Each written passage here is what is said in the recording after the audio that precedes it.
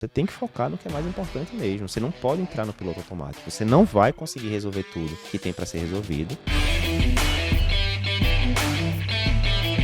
Olá, bem-vindo ao podcast Cardio Papers. Aqui a gente te mostra como se atualizar em cardiologia, mesmo tendo pouco tempo para estudar. Meu nome é Eduardo Lapa, eu sou cardiologista, editor-chefe do Cardio Papers. E hoje a gente está com um assunto aqui diferente. Não é cardiologia exatamente, a gente está fazendo um review. Eu estou fazendo dos principais livros que eu li em 2022. Essa aqui é a parte 2, na verdade, do podcast. Se você não viu a parte 1 ainda, dá uma checada aí, está disponível no YouTube, nas plataformas de podcast, enfim. E é um resumão dos principais livros aí que eu li em 2022, os que mais me impactaram. E é isso, nós vamos continuar. No primeiro episódio a gente viu, eu estou aqui com eles aqui, a gente viu 6 livros no total. Para esse segundo episódio eu separei aqui 4 ou 5 para a gente falar, certo? O primeiro que eu vou falar é esse clássico aqui do desenvolvimento pessoal, que é Os 7 Hábitos de Pessoas Altamente Eficazes, do Stephen Covey.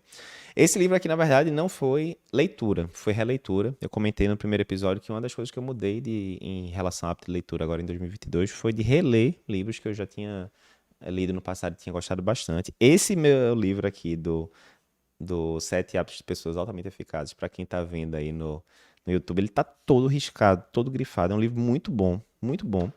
E ele vai falando, né, resumidamente, não vou fazer resumo do livro aqui, mas ele vai falando os 7 hábitos de fato, que vão, os 3 primeiros, falando de hábitos que você tem que implantar para você mesmo, né? Por exemplo, né, você definir o que é que você quer, qual é o cenário ideal que você acha para determinada situação, e você focar no seu dia a dia, de começar justamente por essas prioridades do que é mais importante, evitar ficar só apagando incêndio, né, fazendo o que é mais urgente e tal. Isso é muito interessante porque tanto você pode usar isso para a vida como um todo, né? Tem até a analogia que ele fala lá do eulógio, necrológio, o que é que eu queria que as pessoas falassem no meu funeral, né? Apesar de meio mórbido isso, mas isso dá uma ideia do que realmente é importante para você. Provavelmente você não queria que as pessoas falassem, olha, ele trabalhou muito, ele ficou até meia-noite na empresa, ou no hospital, o que quer que seja. Provavelmente não. Enquanto que outras coisas do tipo, não, a pessoa foi um médico exemplar, ajudou várias pessoas, era um bom pai, uma boa mãe e tal. Provavelmente isso aí faz diferença, sim. Então, deveria ser nessas coisas que você deveria focar mais no dia a dia. Até outros 3 hábitos que ele fala sobre relacionamentos interpessoais. No sentido de sempre procure relacionamento ganha-ganha. Você vai começar qualquer relacionamento ali profissional com alguém, faça de uma forma que as duas partes se beneficiem, né? Isso vai fazer com que seja mais duradouro também. Entre outras coisas do tipo, pensar em sinergias, né? Onde a união de uma pessoa com outra, 1 mais 1 não vai ser igual a 2, 1 mais 1 vai ser igual a 7, 10, o que seja. Exemplo disso, o Cardio Papers, né? Quando a gente se juntou no começo do Cardio Papers, eu, André e Fernando, a gente tinha habilidades muito complementares, né? E aí, claramente, não foi 1 mais 1 igual a 3. 1 mais 1 foi igual a não sei quantos, porque a gente conseguiu os primeiros anos todos do Cardio Papers, 5, 6 primeiros anos, éramos só nós 3 para fazer tudo. E acho que a gente deu conta bem do recado ali. Então ele fala muito essa questão da sinergia. E a sinergia vai ser justamente feita pelas partes diferentes, né? Às vezes a gente é meio intransigente, a gente queria que as pessoas pensassem igualzinho a gente, se comportassem igualzinho a gente, porque seria mais fácil lidar no dia a dia. Pois é, podia ser mais fácil lidar no dia a dia, né? Pessoas pensando igual, conduzindo de forma igual. Mas o que vai dar o booster, o que vai fazer acontecer a sinergia é justamente habilidades complementares. Então, uma pessoa é muito boa ah, enfim, na parte de relacionamento com o paciente, outra é muito bom na parte de diagnóstico e tal, enfim, na hora que você junta ali e faz uma equipe mais completa, por exemplo, né? Então, um livro interessantíssimo, vale muito a pena. Todo mundo que se interessa por desenvolvimento pessoal, que quer ser uma pessoa melhor, esse aqui é um livro que pode ajudar bastante. É um livro meio grandezinho, mas bem interessante. Segundo livro que eu separei aqui, esse aqui, O Ego é Seu Inimigo. O autor é o Ryan Holiday, é um cara que eu gosto bastante. Ele era publicitário, hoje em dia basicamente ele fala muito de estoicismo, que é uma linha filosófica que eu gosto bastante. E a ideia central do livro qual é? É essa, que o ego geralmente ele vai lhe atrapalhar, né? O ego aí veja, né, a visão egocêntrica, né? A gente tende a achar que a gente é mais importante do que realmente é, né? A gente tende a achar que as pessoas estão pensando mais na gente do que de fato estão. E não estão. Geralmente cada um está preocupado com sua vida e está pensando pouco nos outros. Isso é um fato, né? Não vou nem dizer se é bom ou se é ruim.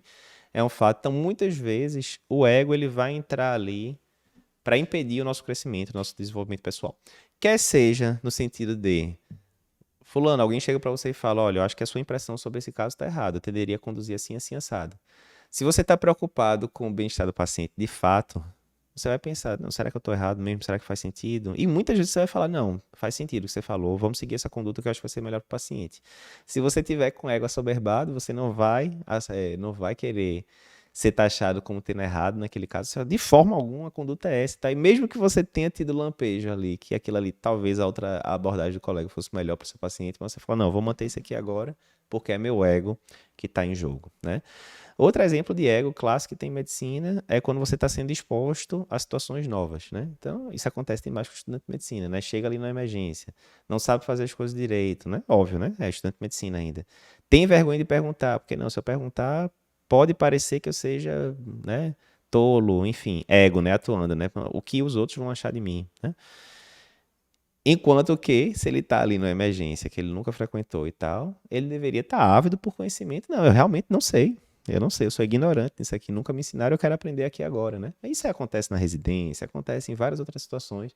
Mais uma vez, o ego inflado, ele fica entrando ali no meio do caminho e lhe impede de evoluir. É isso, ao longo do livro ele vai dar vários exemplos nesse sentido. Muito storytelling, né? Ele vai citando vários exemplos de presidentes americanos, artistas e tal. Bem interessante, vale a pena. Do Ryan Holiday também eu separei. Não está aqui comigo porque foi livro digital esse, mas O Obstáculo é o Caminho. Também baseado muito, né? O livro todo ele se baseia numa citação de Marco Aurélio, né? Que foi imperador romano, que é um dos ápices aí do estoicismo, né? O livro dele, Meditações, muito conhecido e tal.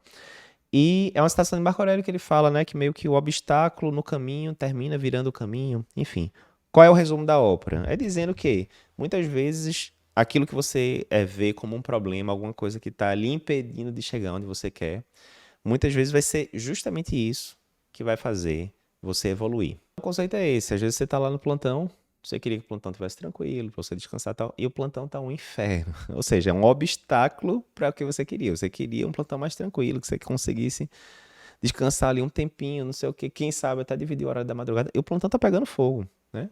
O obstáculo é o caminho. Muitas vezes é isso que vai fazer você virar um médico melhor. Olha, agora você sabe manejar bem uma sala de emergência pegando fogo, com duas paradas ao mesmo tempo, não sei o quê. Agora você tem esse conhecimento. Você não teria se o obstáculo, se o plantão pegando fogo não tivesse acontecido. Às vezes você se deu mal numa prova. Não passei na prova para R1 de clínica, não passei na prova de título de cardiologia. Um obstáculo. Você queria chegar no caminho da aprovação e você não chegou. Mas às vezes isso é a realidade dizendo, olha, você não passou porque talvez você não tenha se preparado da forma correta, né? Já citei isso em outros exemplos. Muitas vezes, quando a gente está conversando lá com os nossos alunos da prova de título, né? Em 2021, 60% dos aprovados no título foram alunos do Cardio Papers. Em 2022, 64,5% foram aprovados do Cardio Papers. Mas óbvio que a gente tem aluno também que não passa, né? Como a gente tem muito aluno, é inexorável. E muitas vezes, quando você vai falar com a pessoa, fulano, mas como é você seguir o GPS direitinho, né? Que é o mapa da aprovação que a gente tem no curso do Cardio Papers. Você viu 100% das aulas, a pessoa fala, não, só vi 20%, professor. Rapaz, mas 20% só, né? Aí a pessoa vai lá no ano seguinte, segue o GPS direitinho. A gente tem um orientador de estudos hoje em dia que vai ali, né? Acompanhando todo o desempenho da pessoa ao longo do ano, dando aquele reforço. Não, vamos lá, vai conseguir bater a meta aqui, terminar as aulas e tal. A pessoa passa na prova de título e quantas vezes a gente já não escutou? Eduardo, não só eu passei esse ano, como agora, de fato, eu sou um cardiologista muito mais bem preparado, muito mais atualizado para atender meus pacientes. O obstáculo virou o caminho, né? Teve o obstáculo da reprovação no primeiro ano, porque a pessoa realmente não tinha se preparado da forma ideal. E aí, quando ele encara a realidade e vai lá, estuda da forma como a gente preconiza, garante o título e vira, muito mais importante do que o título, vira um médico melhor, mais bem preparado. Outro conceito que ele fala no livro interessante é que o que fazer frente, né, à incerteza, ao medo, frente a um obstáculo, né? Exemplo, você está lá, recém-formado, por exemplo, ou estudante de medicina no final do curso, você não sabe entubar bem paciente, né? Você não pegou mão na faculdade e tal, e agora você tem que encarar plantão, e aí? Pô, insegurança, medo de encarar esse obstáculo. É um obstáculo, eu não sei entubar paciente bem. E agora, eu vou dar plantão, né? Como é que você faz para encarar esse obstáculo, né? E a melhor receita para você acabar com medo e incerteza é o quê? Treino. Então, intubação, né? Hoje em dia a gente tem, né? Manequins, né? Até curso com cadáver, enfim. Então, treina, treina, treina. Na hora que você estiver lá, né? Idealmente, né? Com alguém mais experiente do lado, numa residência, por exemplo, tal. Você vai fazendo as primeiras intubações, né? Com mais tranquilidade. Depois de algumas lá, não, agora eu tô tranquilo. Agora eu já entubei dezenas de pacientes, tô tranquilo para tocar o plantão sozinho e por aí vai. Provas também, prova de residência, prova de título de cardiologia, o que seja. Ah, tô com insegurança e medo de encarar a prova. São 100 questões numa tacada só, etc, etc. Como é que você vai fazer? Você vai deixar para fazer 100 questões seguidas no dia da prova? Lógico que não. Por isso que ao longo do ano todo a gente vai simular. Todo mês tem simulado, né? Em 2022, os alunos fizeram 2.000 questões só dos simulados, sem contar as questões da semana. Mais de 2.000 questões até chegar no dia da prova. E aí, quando chega as 100 questões da prova, ó, são só mais 100, eu já fiz milhares aqui. Então, o treino é o grande remédio, o grande antídoto aí para medo e insegurança que pode surgir frente a um obstáculo. E o último livro aqui que eu trouxe também, não trouxe a capa aqui porque esse eu li digitalmente, é o 4.000 Semanas, né? Eu li em inglês o 4,000 Weeks. Bem interessante, bem interessante. É um livro que fala sobre produtividade. Essa foi a indicação de... Foi de Bernardo Preste e do Mérico Michael, do Além da Medicina. Os dois que indicaram. É um livro que fala de produtividade, mas ele fala de uma forma diferente, de uma forma mais filosófica, na verdade. Então, em vez de ele dar aqueles hackzinhos, né? Que ele até fala em alguns momentos, exemplo, comece o dia pela atividade mais importante, né? Ele dá alguns hackzinhos de produtividade normal. Mas ele questiona muito mais esse modelo todo de produtividade no seguinte, a maioria das fontes de produtividade falam o seguinte, olha, seja mais produtivo para você conseguir encaixar mais coisas no seu dia. Quanto mais produtivo você for, mais vazão você vai dar às coisas e você vai conseguir encaixar mais atividades no seu dia e vamos para frente. Qual o problema? Que isso pode gerar a impressão de que tem como você resolver tudo. E não tem como. Simplesmente não tem como. Tem coisa demais para a gente resolver na vida moderna. E você não vai esgotar em momento nenhum a lista de pendências. Ah, agora estou tranquilo, minha lista de pendências está zero. Provavelmente, se acontecer isso, é porque você está pegando soft demais com você também, né? Enfim. E está deixando de crescer, né? Tá na zona de conforto, enfim.